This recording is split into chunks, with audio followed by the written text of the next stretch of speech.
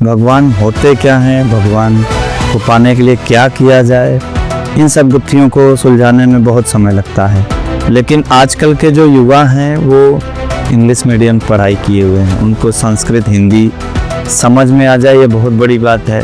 संस्कृत से सरल कोई भाषा है ही नहीं। युवाओं को केवल और केवल संतों की बात मान लें, इतने में उद्धार हो जाएगा। कहते हैं कि जब ईश्वर के बारे में जानने की रुचि हो तो संयोग ऐसा बनता है कि संत कृपा बन जाती है, गुरुओं की कृपा बन जाती है। और यही कृपा शायद मुझ पे बनी, क्योंकि अभी मैं भ्रमण ही कर रहा था और मेरे समक्ष आए संत जी बोलो, गुरु जी बोलो जिनसे मैंने कुछ प्रश्न किए और उन्होंने उस प्रश्न के इतने सटीक उत्तर दिए कि मैंने सोचा कि सिर्फ बातों से नहीं होगा, जो व्यूअर्स हैं उन तक भी ये सारी बातें पहुंचनी चाहिए।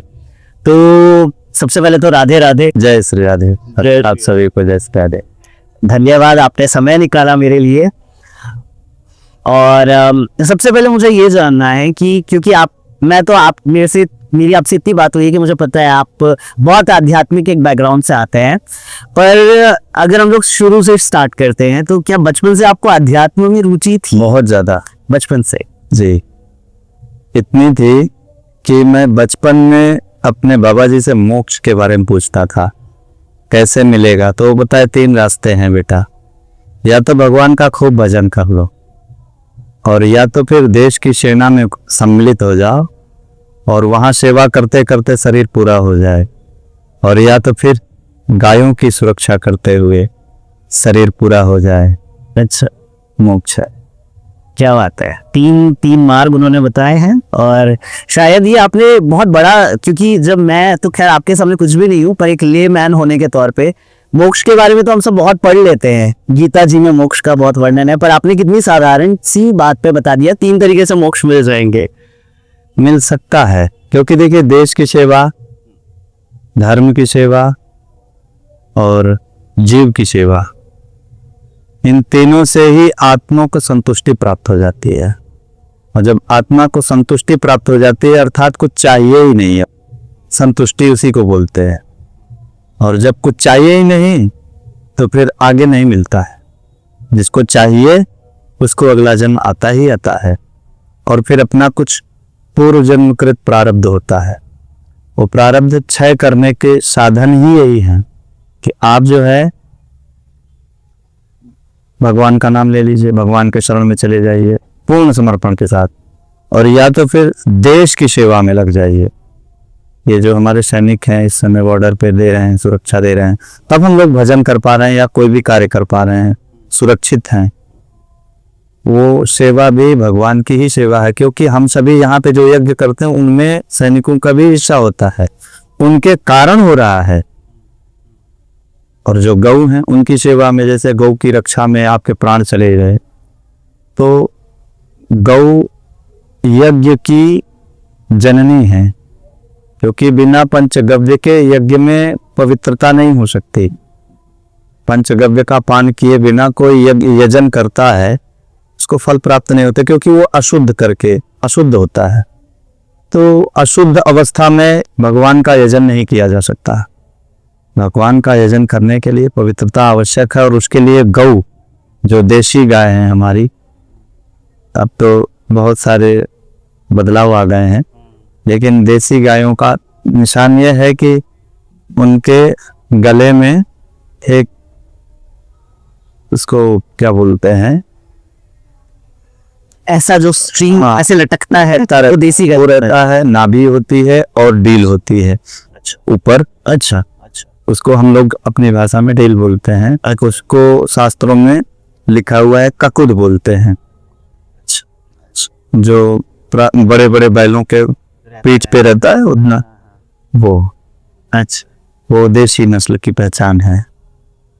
तो ये तीनों जिसमें होते हैं वो वेद लक्षणा गाय वही यज्ञ के लिए उपयोग में आती हैं, और उन्हीं की रक्षा में अगर कोई प्राण त्याग देता है तो भगवान की अति प्रसन्नता प्राप्त होती है। जाओ, अब तुम्हारे सारे कर्मों को मोक्ष छुड़ा करके मोक्ष प्रदान किया जाता है, तुम यहाँ आने योग्य हो।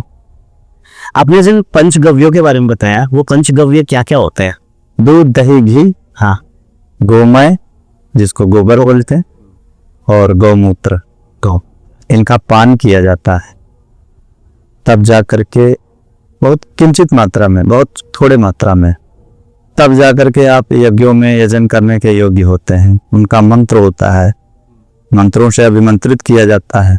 मंत्रों की बहुत शक्ति होती है, उसके बारे में अगर बात करेंगे तो बहुत ज़्यादा हो जाएगी, तो अभी इतना ही बताइए। अच्छा, तो ये तो आपने बताया कि बचपन से आपको इस पे रुचि थी जी। पर अब जैसे हम भी बच्चे होते हैं, हम घर पे जहाँ पे भी धार्मिक माहौल है, सबको धर्म कर्म में रुचि आ ही जाती है। परंतु क्या आपके भी ऐसे कुछ एम्बिशन थे कि मैं बड़ा होके, जैसे नॉर्मल बच्चे बोलते हैं पायलट बनूंगा, इंजीनियर बनूंगा? हाँ, मैं सोचता था बचपन में कि मैं सैनिक बनूंगा। सैनिक बनना था? अच्छा। हाँ, मुझे सैनिक बनना है। अच्छा। पर जब मैं संस्कृत पढ़ने चला गया, सन 2004 में मैं संस्कृत पढ़ने के लिए चला गया, घर से निकल गया कि मुझे संस्कृत ही पढ़ना है। कुछ ऐसी बात हुई कि मुझे संस्कृत में पता नहीं क्यों ज़्यादा रुचि हो गई, तो मैं चला गया काशी में। 2004 से 2014 तक मेरा अध्ययन काशी में हुआ। उसके बाद श्रीधाम वृंदावन, तो श्रीधाम वृंदावन 2014 से अभी तक हैं जी। तो हमको रुचि उसी समय पता नहीं क्यों लेकिन हो गई। तो फिर हम कहे कि जब हम संस्कृत के जानकार बन रहे हैं धीरे धीरे, वैसे सब कुछ तो कोई नहीं जान सकता। ऐसा कोई पृथ्वी पर ऐसा कोई मनुष्य है ही नहीं जो कह दे कि मुझे सब कुछ मालूम है। कोई न कोई एक सब्जेक्ट, कोई न कोई एक विषय ऐसा होता है जैसे उसमें हम कह सकते हैं कि नहीं, ये हमारे वश की बात नहीं है।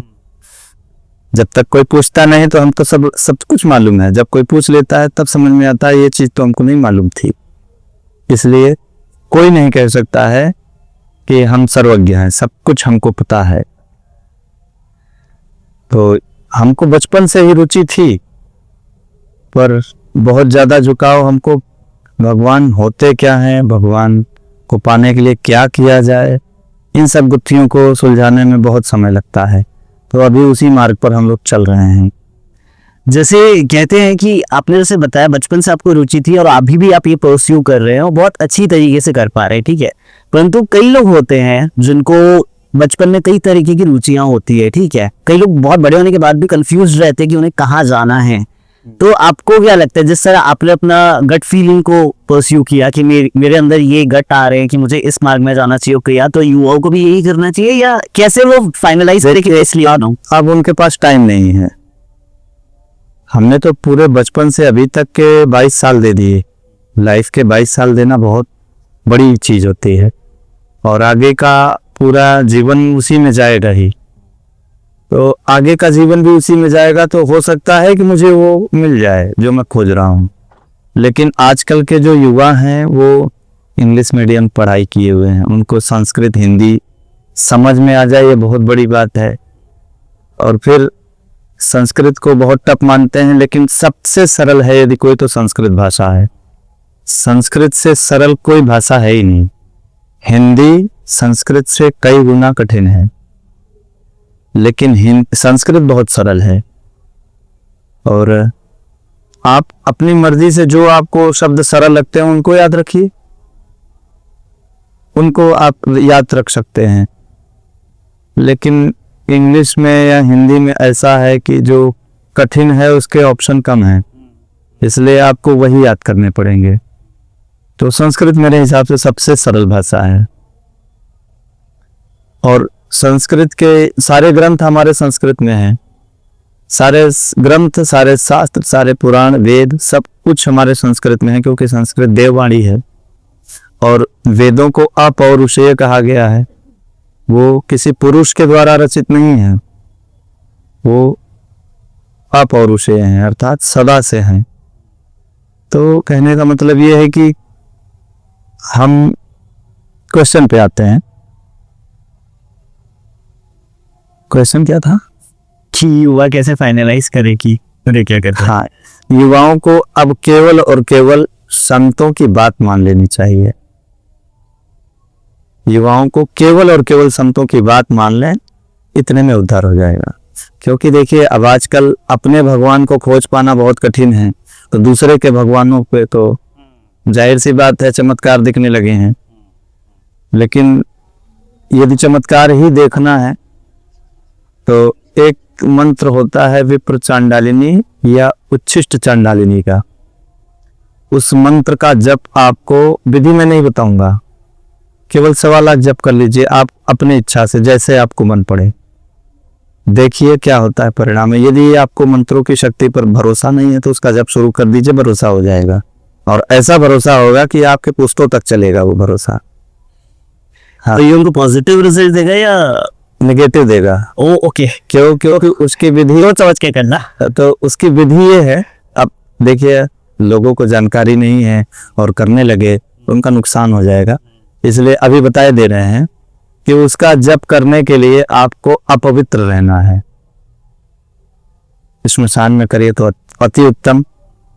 सुरक्षा घेरा जरूरी है, आवश्यक है, और बिना गुरु के सानिध्य का वो सुरक्षा घेरा कब टूट जाए कोई भरोसा नहीं आपका।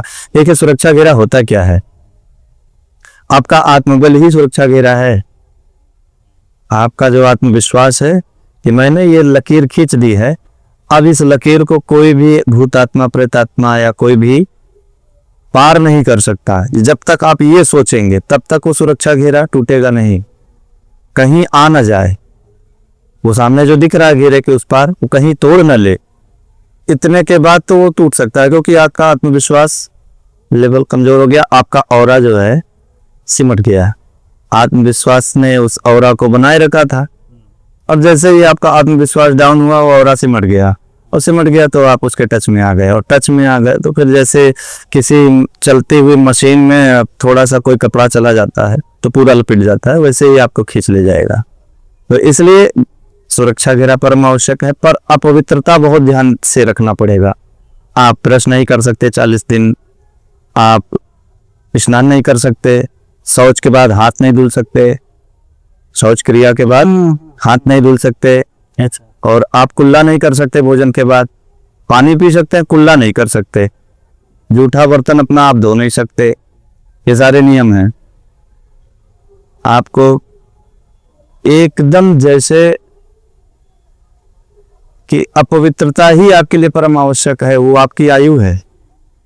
और आप यदि गलती से कुल्ला कर लिए, पवित्र हो गया मुंह, तो उठा के पटक देगी। पवित्र अपवित्र रहना जरूरी है, बहुत आवश्यक है। बहुत से लोग इसी में गलतियां हो जाती हैं, इस नियमों में ही तो गलती होती है। और जब गलती होती है तो कौन ऐसा देवता या ऐसा भूत प्रेत होगा जो किसी मनुष्य के वश में रहना चाहे? वो तो गुस्से में तो पहले से ही है कि ये मुझे अपना दास बनाना चाहता है, ये हमको अपना दास बनाना चाहता है, ढाके पटक देगा उसको। तो गलती की प्रतीक्षा कर रहा है, बस एक गलती हो कि हम ठीक करें। तो इसलिए तो जितने लोग देख रहे हैं, सबसे पहले तो ये बिना गुरु के करना नहीं चाहिए। पर अगर आपको विश्वास ना हो सनातन संस्कृति, वैसे भी नहीं कर सकते क्योंकि मंत्र हमने बताया नहीं है। बिल्कुल बिल्कुल बिल्कुल, आपने एक चीज कही, बहुत सही चीज कही। कईयों का ऑरा, कईयों का जो आभा मंडल होता है ना, जैसे मैं अभी आपके समक्ष बैठा हूँ और ऊर्जा क्षेत्र काफी पॉजिटिव वाइब्स आ रही है मुझे। आपके एक एक शब्द जो है ना, वो सुनने का मन करता है। वहीं कई और होते हैं, कई लोग होते हैं जिनकी बातों का वजन ही नहीं होता है, चाहे वो कितनी ही अच्छी बात बोलते हैं। इसके लिए तो मैंने भी कुछ नहीं किया, बस केवल अध्ययन है मेरा। और आपको लगता है युवा कोई भी इंसान, एक लिए मैंने अपना ऑरा स्ट्रॉन्ग करना हो, जैसे मोदी जी का ऑरा एक अलग ऑरा है, योगी जी का जी, तो आपको क्या लगता है ऑरा? ये प्रारब्ध के अनुसार वो लेके आए हुए हैं, उन्होंने तब करने का सीन दिखा दिया जनता को, लेकिन किए नहीं, उनके पास टाइम नहीं था। यदि वो तब करने चले गए होते तो वो राज्य नहीं कर पाते, क्योंकि राज्य जो है राजाओं से तप होना बहुत कठिन है, और जब वो तप करने के लिए निकल जाते हैं तो फाइनल डिसीजन होता है कि अब लौट करके नहीं आएंगे। इसलिए मैं उनको पूर्व जन्म का राजा ही, पूर्व जन्म का अच्छा कर्म करने वाला व्यक्ति था कोई, उसका शरीर जब पूरा हुआ तो इस बार वो राजा बन करके आए, और इस बार भी वो संघर्ष किए हैं, काफी कुछ बदलाव किए हैं, सनातन धर्म की बहुत सेवा की है।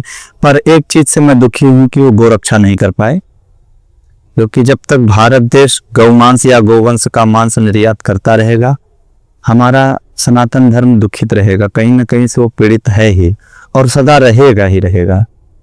तो जितना हम सोचे थे उतने खरे तो नहीं है, पर हैं। सनातन धर्म की बहुत वृद्धि हुई, हमारे यूथ जो हैं वो जागृत हुए हैं, जग गए जो सोए पड़े थे। अभी भी बहुत से लोग सोए ही पड़े हैं।